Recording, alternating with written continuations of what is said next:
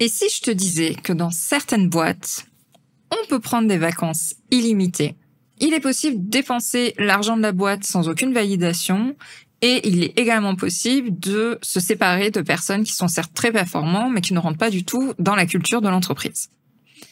Ça, c'est pas du rêve, c'est ce qui existe vraiment, notamment chez Netflix, et c'est ce qui est expliqué dans ce livre, La règle, pas de règle, qui a été écrit par le PDG de Netflix directement et qui détaille en fait tout ce qui définit la culture du management et du leadership chez Netflix.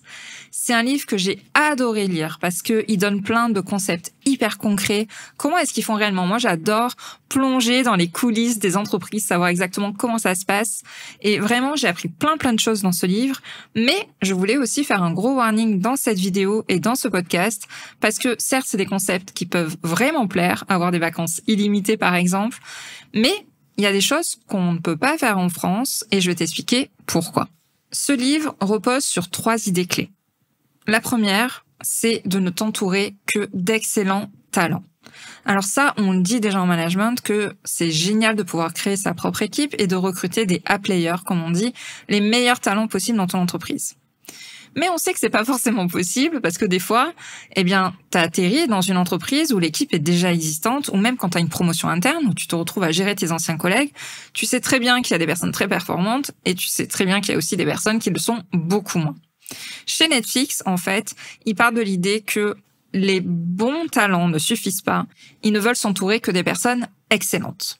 Donc vraiment, c'est l'excellence qui prime chez Netflix et ils n'hésitent pas en fait à se séparer des personnes si elles ne font pas partie en fait du top 1 ou 2% des métiers qui existent aux États-Unis. Le deuxième concept clé qu'il y a chez Netflix, c'est la transparence absolument sur tout. Il y a une transparence sur les salaires. Ils invitent même leurs collaborateurs à prospecter ailleurs, à répondre à des entretiens d'embauche pour voir un peu les grilles de salaire qui se font ailleurs et voir s'ils sont toujours alignés avec le prix auquel ils sont payés chez Netflix. Il y a aussi une transparence totale sur les chiffres de l'entreprise et il y a aussi une culture du feedback dans tous les sens. C'est-à-dire que les managers sont encouragés à faire des feedbacks à leur équipe. Les équipes sont encouragées à faire des feedbacks aux managers, mais pas seulement. Ils ont aussi le droit de faire des feedbacks au PDG directement. Il y a notamment un passage dans le livre où Reed Hastings explique que il est sur scène. C'est un grand séminaire pour Netflix où il va donner le cap des prochaines années, expliquer le budget, etc., etc. Et en fait, il explique qu'il y a un collaborateur qui se lève et qui le prend à partie directement pendant ce séminaire et qui vient lui faire un feedback. Et Reed Hastings explique qu'il est complètement OK pour recevoir ce feedback, même dans ce contexte, parce qu'il le voit comme un cadeau pour s'améliorer. Alors on voit bien que c'est la culture ultra américaine, c'est peut-être un peu extrapolé, enjolivé, mais en tout cas, ils expliquent que la transparence, le feedback, l'honnêteté doit primer. C'est en lien notamment avec ce qu'on a vu dans Radical Candor, l'autre livre que j'ai présenté au tout début de cette série sur les livres du management. C'est transparence absolue, feedback dans tous les sens, et peu importe l'échelon dans lequel tu te situes dans la hiérarchie. Et enfin, le troisième concept qui est vachement développé dans ce livre, c'est le concept de liberté un petit peu totale. C'est-à-dire que tu peux dépenser le budget de l'entreprise sans validation. Tu peux gérer tes congés comme tu le souhaites. Il y a cette notion de congé illimité. Il y a très peu de règles. Pareil, il passe pas mal de temps à expliquer cela que, en fait, les règles de management, on va dire le règlement intérieur, consiste en 3 phrases et qu'ils ont énormément bossé pour les définir correctement et que c'est uniquement ces 3 phrases qui définissent l'ensemble des règles de fonctionnement de l'entreprise qui compte je sais pas combien de personnes dans le monde et aux États-Unis. En tout cas, c'est assez exceptionnel. Et en fait, ils expliquent dans ce livre que moins s'il y a de règles, moins s'il y a de cadres, plus il y a de responsabilisation. Et c'est détaillé dans tout l'ensemble du bouquin. Alors franchement, tout ce que nous raconte Netflix dans ce livre est hyper séduisant. Moi, quand je l'ai lu, j'étais waouh, il faut impérativement appliquer tout ça, etc. Mais j'ai pris un pas de recul. Alors c'est sûr que les process à gogo, les réunions inutiles, les validations à tout va, tout le monde a envie que ça s'arrête et tout le monde a envie d'éliminer ça. Mais c'est un rêve, c'est vraiment une réalité qui est enjolivée et c'est beaucoup plus difficile à appliquer dans un quotidien de manager. Parce que oui, Netflix, on peut considérer que c'est un monde complètement à part par rapport à ce que tu vis toi dans ton quotidien. Déjà, Netflix, c'est une entreprise américaine et on sait combien la culture est complètement différente entre la culture des entreprises en France et la culture américaine. Ils sont beaucoup plus libres aussi de faire ce qu'ils veulent par rapport au droit du travail. Et il y a aussi une culture de l'effort, une culture de l'échec qui est complètement différente par rapport à ce qu'on vit en France. Donc, ce qu'on lit dans ce livre qui concerne la culture Netflix n'est pas applicable de A à Z dans nos entreprises françaises. Je pense notamment à la règle du feedback limite absolu qu'on peut tirer dans tous les sens. Je mets ma main à couper que demain, si tu te lèves en plein séminaire et que tu fais un feedback, même s'il est constructif, à ton boss qui est sur scène, je suis pas sûre que tu fasses long feu dans l'entreprise où tu es. Alors c'est très dommage parce que s'il est bien tourné, s'il est bien fait, ça peut faire améliorer les choses. Mais voilà, on a des cultures complètement différentes, donc essaye de ne pas prendre à la lettre, si jamais tu lis ce livre, tout ce qui est expliqué dedans.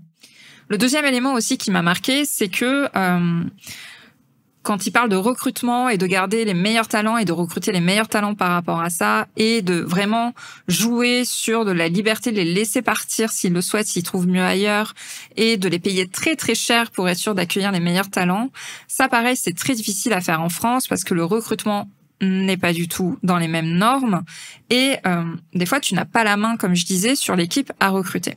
Et surtout, Netflix a un budget colossal dédié à ça. On a des PME en France, on a même des grandes entreprises en France qui n'ont pas autant de budget à attribuer aux talents. Après, ça se discute, bien évidemment. Moi, je serais d'avis de mettre un maximum de budget dans le fait de payer les salariés, mais des fois, il y a des réalités économiques différentes. Netflix étant dans la tech, étant vraiment une entreprise qui a explosé, ils ont le budget nécessaire pour faire ça et pour attirer les meilleurs talents. Donc, si jamais c'est pas le cas de ton entreprise, oui, tu vas devoir utiliser d'autres règles, d'autres formules pour attirer les talents et jouer sur d'autres éléments que le salaire uniquement.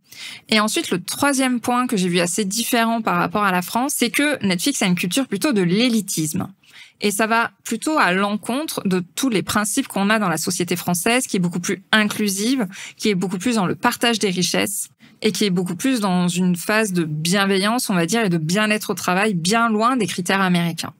Donc non, tu ne peux pas copier Netflix, mais tu peux t'en inspirer dans tes principes de management au quotidien. Donc voici en tout cas ce que tu peux en retenir toi pour manager tes équipes au mieux, développer ton leadership et développer une culture dans ton équipe qui sorte un petit peu de l'ordinaire de ce que tu as l'habitude de voir en France. C'est la première chose, moins de règles, plus de clarté. On a tout un tas de process, on a tout un tas de règles, on a tout un cas même de règles implicites à respecter quand on est dans une équipe et quand on est manager. Donc pense bien à une chose, plus tu simplifies, plus tu renforces l'efficacité de ton équipe. Alors tu pourras peut-être pas tout décrire en 3 phrases comme le fait Netflix, mais en tout cas tu peux alléger le cadre réglementaire et ça va donner beaucoup plus de responsabilisation et d'autonomie à ton équipe. Le deuxième élément que tu peux garder, et ça rejoint du coup la vidéo sur Radical Candor, c'est d'essayer d'être le plus transparente possible, le plus authentique et de faire des feedbacks au maximum à ton équipe et d'accepter d'en recevoir. Parce que c'est comme ça que tu vas évoluer, renforcer ta posture de manager et vraiment répondre aux besoins de ton équipe.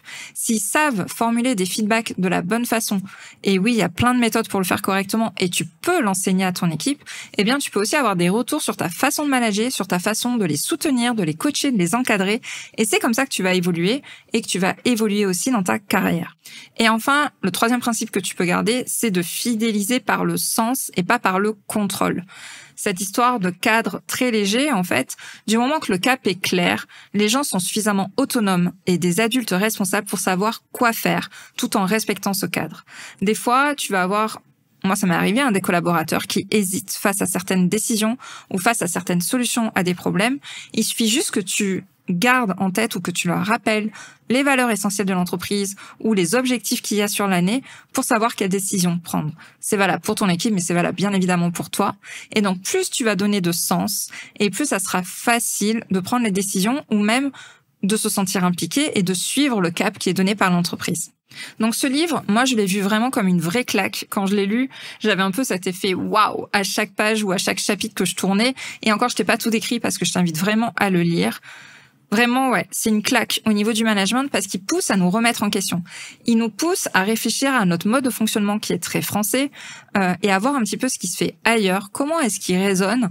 Il y a d'ailleurs toute la dernière partie qui est liée à la gestion de la multiculturalité dans l'entreprise puisque Netflix est implanté partout dans le monde et donc ça nous apprend à réfléchir différemment, à voir ce qui est possible et à voir ça vraiment comme une source d'inspiration et non pas comme un copier-coller à faire tout simplement dans ton entreprise. Là, ça ne fonctionnera pas. Mais à voir comment est-ce que tu peux t'en inspirer pour apporter de la nouveauté, de la légèreté, de la simplicité à ton management. Si tu as aimé ce podcast, je t'invite à mettre un petit like ou un petit commentaire si tu es sur Spotify ou même si tu es sur YouTube. Tu peux me mettre aussi un commentaire si tu penses que ce sont des concepts qu'on peut appliquer en France. Je prends le temps de lire tous les commentaires et d'y répondre. Je te remercie en tout cas de m'avoir écouté jusqu'au bout. J'espère qu'il t'aura ouvert les yeux sur ce qui est possible en termes de management.